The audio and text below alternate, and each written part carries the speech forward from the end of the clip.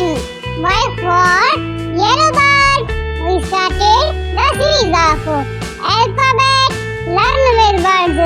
So first of all, we draw the sketch of Y for yellow bird.